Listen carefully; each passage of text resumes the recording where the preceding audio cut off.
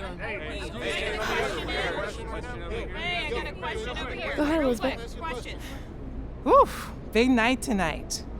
You've been on a journey to get to this stage and join the WNBA sisterhood. Who is a player that, if you could choose, you would want to play with this summer?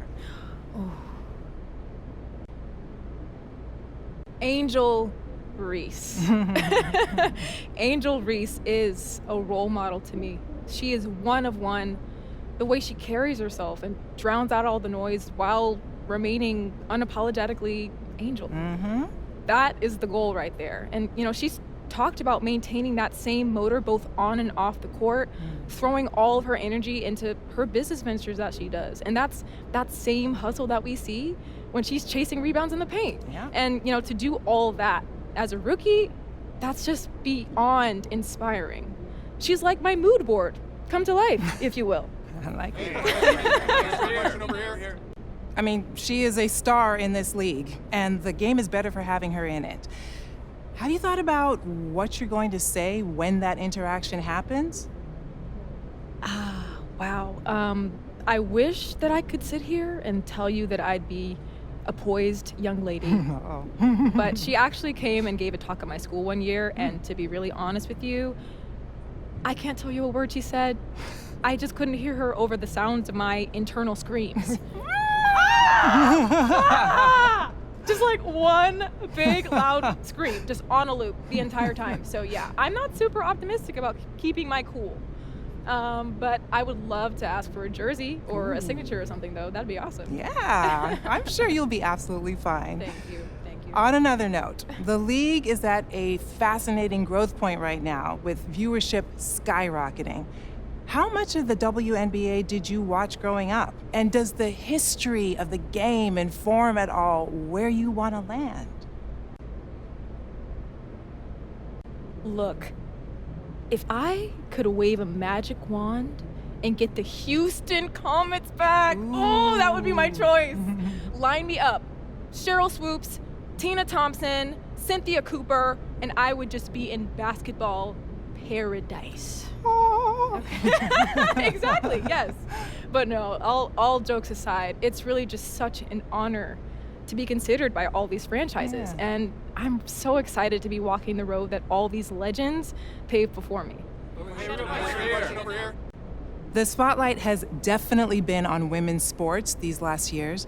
How much do you think that on-court rivalries play a factor in the growth of the league? And do you think that these storylines are good for the game? Oh, I love the way that stories are being told right now. And I think that has fueled those rivalries that you're talking about. Look at Angel and Caitlin. They faced off in the national championship in college, and their fans have followed them to the WNBA. Every matchup between those two is must-see TV. And the Fever and Sky have two of the hottest tickets in the sport right now. And when the Aces and Liberty assembled all that star power a couple years back, every matchup between them was called the Battle of the Super Teams, just pulling in huge ratings, huge numbers. And my grandma wouldn't be able to follow anything that was happening on the court. But I'll tell you, she knows all the tea. She definitely knows all the tea. And I think all these rivalries are just another entry point for the fans. Yeah, totally agree there. Unfortunately, you just missed sharing the court with the WNBA's all-time leading scorer, Diana Taurasi, who played in the league from 2004 to 2024. She brought a ton of that spice you were talking about for so long. Now, what part of her legacy speaks to you the most?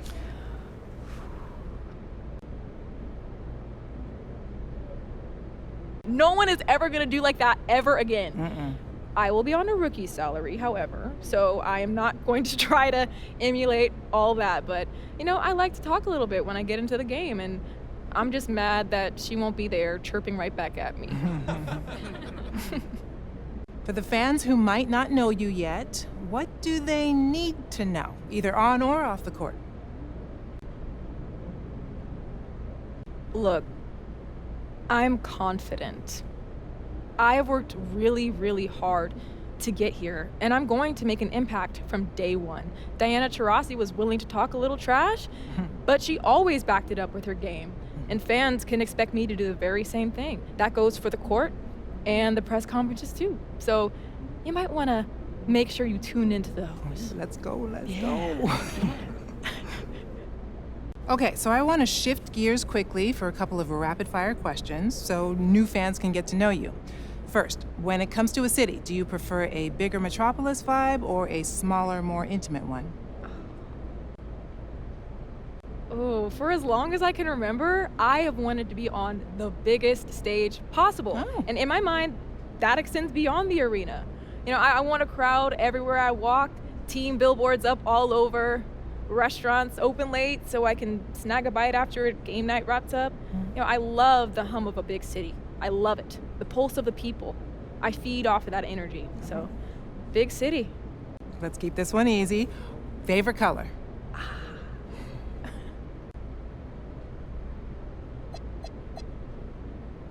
Ooh, purple. It's got this royal vibe, you know, like this air of importance. And every time I rock something in that color, it fills me with confidence. And when you think about the WNBA, you think Lisa Leslie, Brittany Griner, Chicha Penachero. A lot of legacy in that color. That's right. You know what I mean? Okay, how about this? On a day when you've got nothing scheduled and you can just relax on the couch, what is your go-to cheat meal?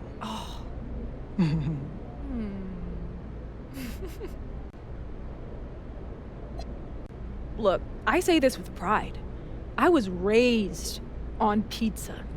It was like actually a part of the food pyramid in my house growing up, like at the bottom of like the most essential needs. Yeah, that was pizza. And after every club game, my dad, who was our coach, shout out to the Squirrels teammates, never forget that.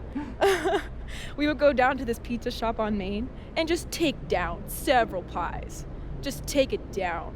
And before you try to follow that up, what we're not about to do is catch me up about what city makes the best pizza. Oh. We're not doing that. I'm not trying to tank my career minutes before getting drafted. Thanks. Okay, I'm definitely not trying to get you in trouble. Okay, let's bring it on back to basketball. Let me ask you, does it matter to you where you're selected in the draft order?